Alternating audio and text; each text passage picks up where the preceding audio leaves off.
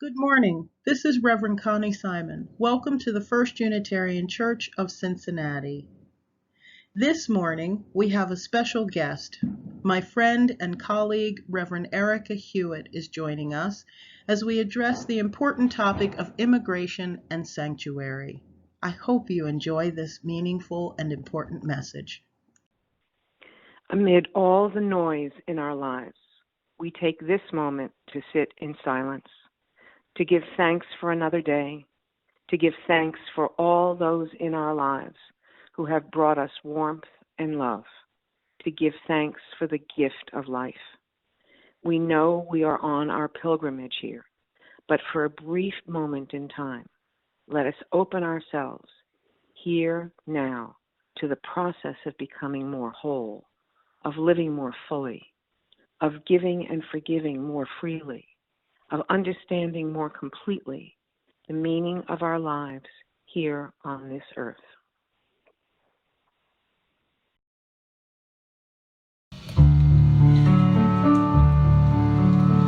We are a little religious haven, welcoming wonder and spiritually free. Grace unstained by a loving tradition, moved and inspired by the future we see. Only seeking and working for justice, gently transforming lives through big, great, and small. Young and old, sharing meaning and mission, we joyfully offer our vision to all.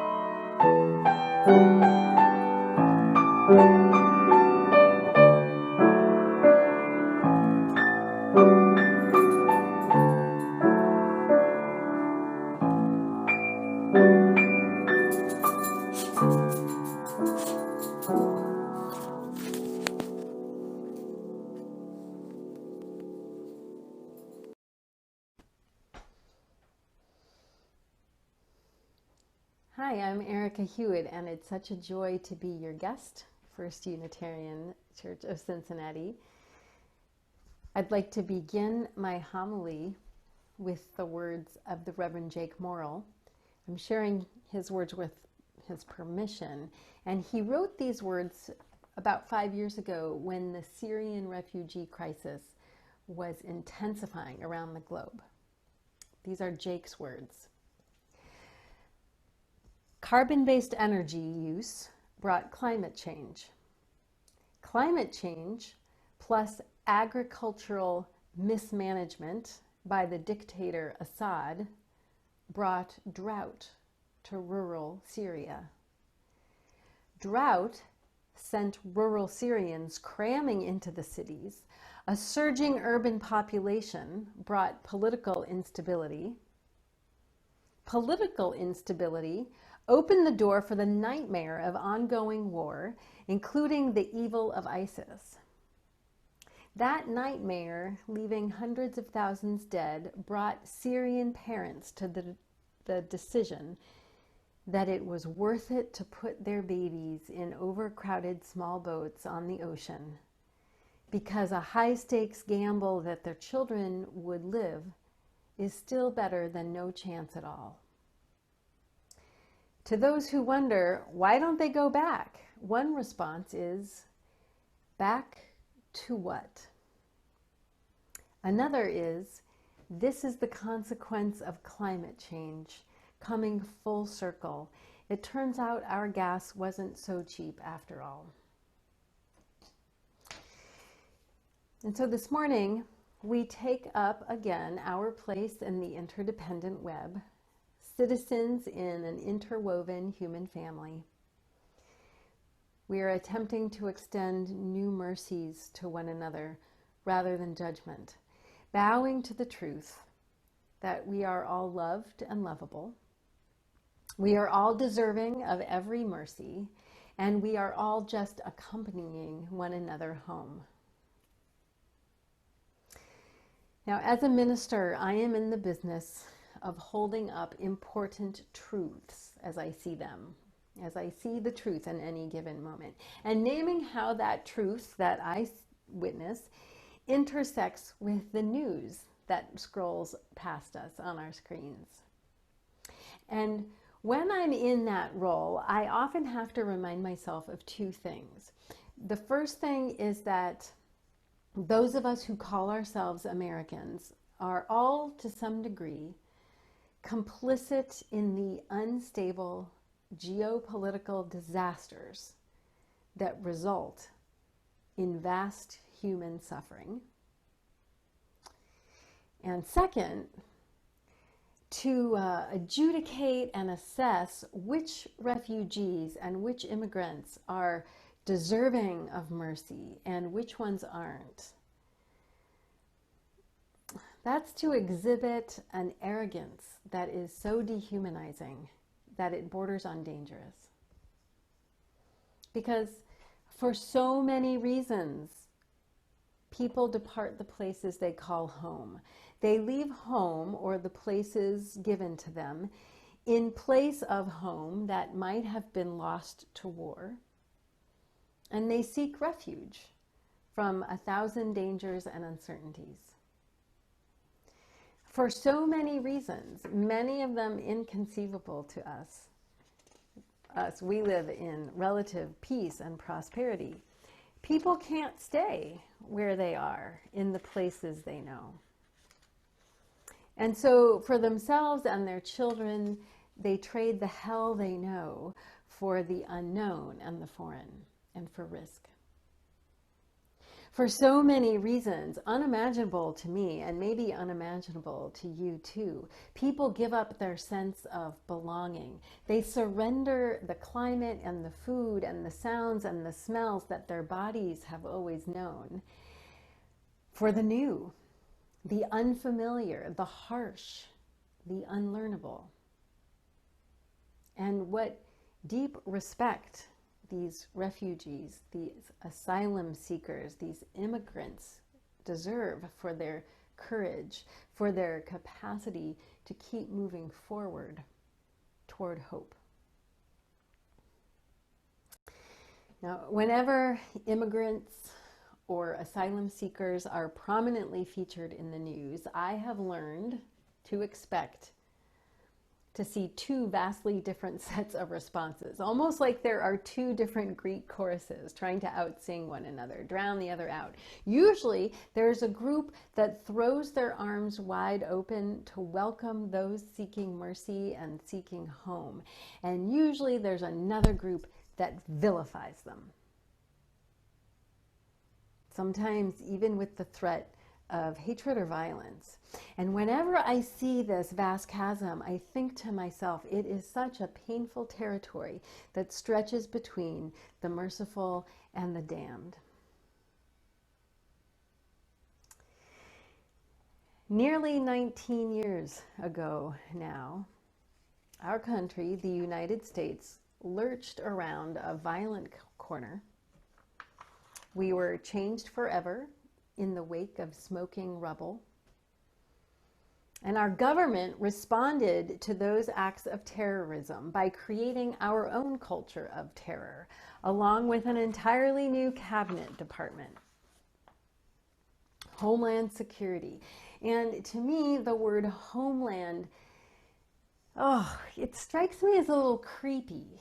To me, that word is an American flag wrapped around xenophobia. To me, and you might have different interpretations, or it might have different connotations to you, but to me, the word homeland with a capital H demands to know up front whether you belong or not. And Homeland Security implies that anyone who doesn't already belong is an invader on whom we are to waste not a drop of empathy. It's curious to me, and by curious, I mean distressing, that here in the United States, many people are unaware of or even indifferent to the reasons that tens of thousands of people from other countries cross the border or attempt to cross the border. And as we well know, when they come from the south, these refugees are separated from one another, separated from their children. They are housed in cages and camps whose conditions are, by all accounts, inhumane. And we don't stop to recognize that many of the border crossings from Mexico and Central America are an attempt to escape the explosion of gang violence and sexual violence in Central America, whose collapse one journalist has called among the greatest humanitarian disasters of our time. That journalist reports or observes, Americans would rather ignore that our own policies are the root causes of our migration crisis, and blindly declare that we are being, quote, invaded from our southern borders. It would be too hard to admit that our immigration crisis is a result of our own policy failures, end quote. In other words, when human suffering comes spilling over our borders, there is no clear division between them and us. Our country's own policies are culpable, and by extension, so are we. We have protected our American lifestyle of consumption and corporate rule. We play a role in inequality and ecological disasters and wars over dwindling resources. And every time we let that fact escape us, that we're powerful players in a fragile but wildly interconnected global economy, which is often, then we also lose a bit of our own soul. That's what fear does. Fear is a voice or a message that says nothing matters more than self-preservation and self-importance. So fear takes us to cold and sinister places, and it tells us we're safe. Fear drains the antifreeze out of our hearts, so our compassion centers run cold, and it cuts off the feeding tubes that keep our souls supple and our mortality intact. And fear, I think, is what's at the heart of the stingy fool's game of deciding which immigrants are worthy of empathy, compassion, mercy, or asylum. Fear says, from my comfortable position of privilege, I will decide whose hell is raw and terrifying enough to merit compassion.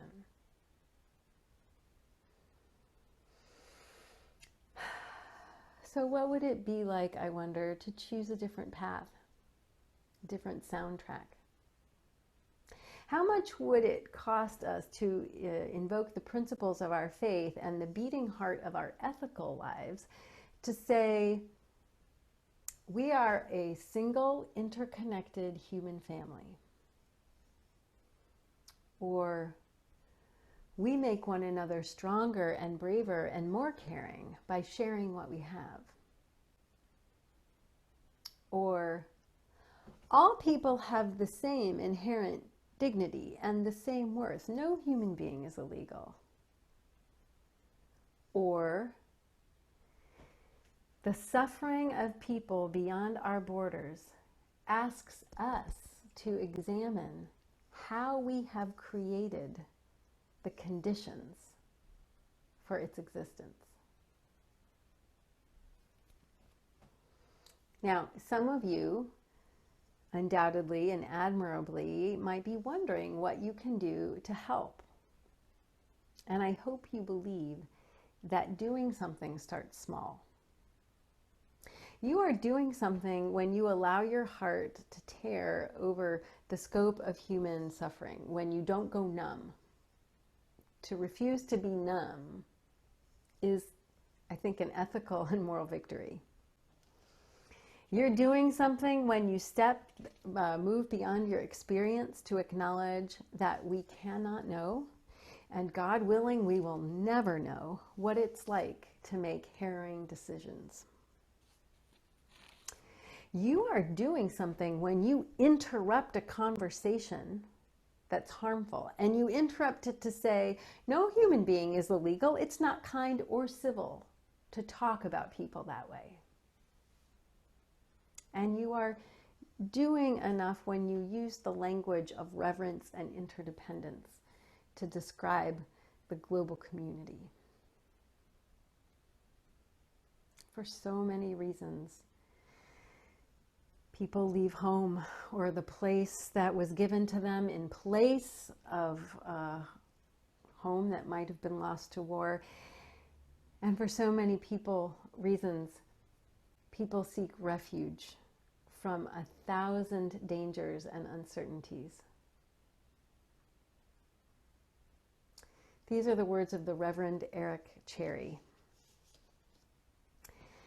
Let us hold the refugee and the immigrant in prayer. May God be with you. May your grief and loss be assuaged. May the hard road you travel include spaces of rest and security. May you know your inherent worth and dignity every day of the journey. Let us pray for the people who are met along the way.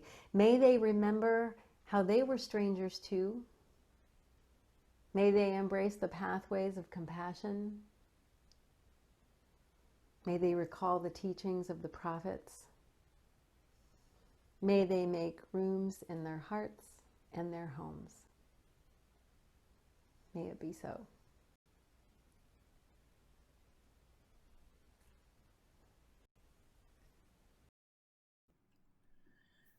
Concern about rising numbers of incarceration and deportation of immigrants led dozens of local faith communities in late 2016 to form the Cincinnati Sanctuary Congregation Coalition, a group of faith communities committed to helping immigrants in Cincinnati. Sanctuary was to be offered only to individuals who have an appeal pending as to their immigration status, but who nevertheless are at risk for immediate deportation. First Unitarian Church members joined to support this initiative. In late 2019, the coalition announced plans to receive a family from the Democratic Republic of the Congo. Pepe and Tatina Kaziala, along with their then 3-year-old daughter Regina, arrived in Cincinnati after 1.5 years of travel through Europe, Brazil, Guatemala, and Mexico. Their final hearing with U.S. Customs and Immigration, originally scheduled for this month, is likely to be postponed because Tatina is expecting a baby this month. A group of volunteers from First Church join with other coalition member organizations to support the family with a weekly rotation that includes transport for shopping and appointments, babysitting, social invitations for meals, and other outings. Each supporting group is asked to provide $200 during their week to help defray expenses. First Church volunteers helped in December 2019 and then in March and June of 2020. The Social Justice Committee also contributed $275 from its 2019-2020 budget to the Sanctuary Coalition project. Your help is now needed to continue supporting this family through the end of 2020. We're asking for your generous contribution to the July plate collection. One member of First Church is prepared to match any contributions up to $100 toward financing a goal of $600 for the rest of this year. Your tax-deductible contribution by check should be made out to First Unitarian Church with Clifton United Methodist Church/Sanctuary listed on the memo line. You can also contribute via Breeze. Your contribution is all the more important in these uncertain times when the United States has increased its focus on deporting immigrants and when other Cincinnati congregations are facing difficulties in being able to support the Sanctuary Congregation Coalition at planned levels. This makes the call for your support all the more urgent.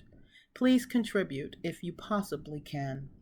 Signed, First Unitarian Church Volunteers, Katie Campbell, Dot Christensen, Barbara Dickerson, Beth Duff, Beth McDaniel, Lee Meyer, Amber Seeley Marks, and Chuck Schneider. Thank you.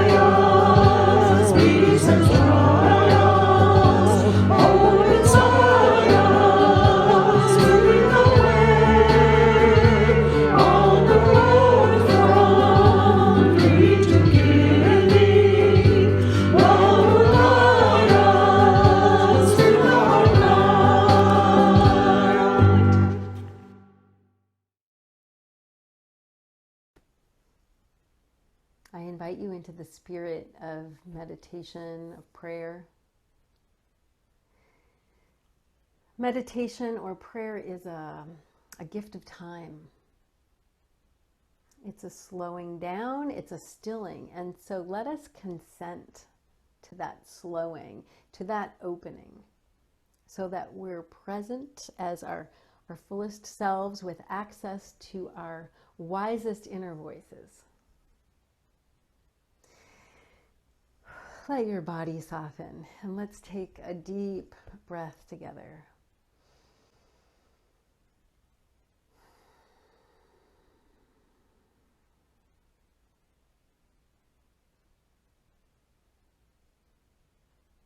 I begin with these modified words of theologian Frederick Buechner.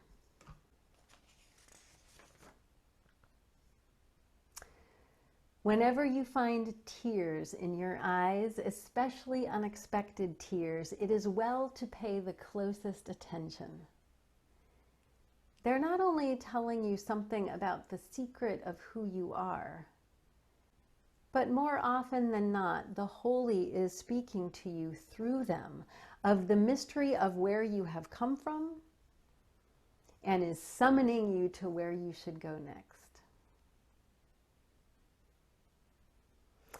And so before I pray, I invite you to take another breath and just remember for yourself back through the past days or weeks or even months, the times when perhaps tears came to your eyes, especially unexpected tears, so that you are in touch with that tenderness and honesty that is the divine imprint on you.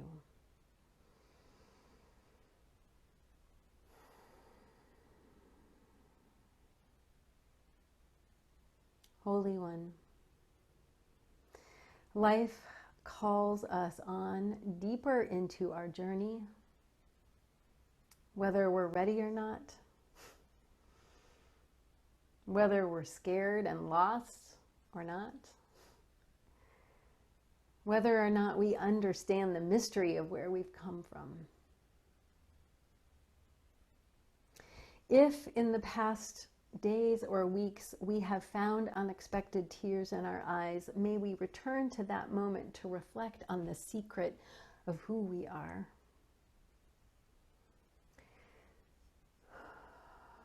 Where is our heart the softest? What unexamined struggle was or is unfolding inside of us? What longing?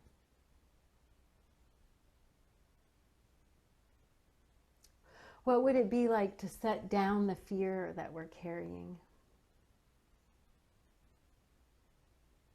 How might we train our senses and our spirits toward trust? Trust in ourselves, trust in those who love us, trust in the inherent goodness of life and its affection for us. Speak to us in these moments of our own resilience, our worthiness for love and beauty.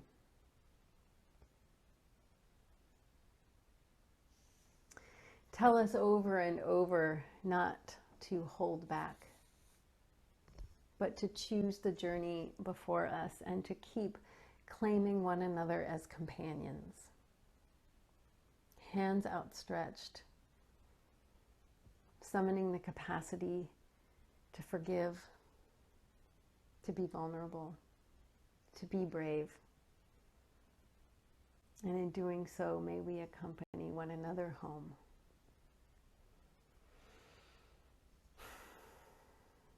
Amen.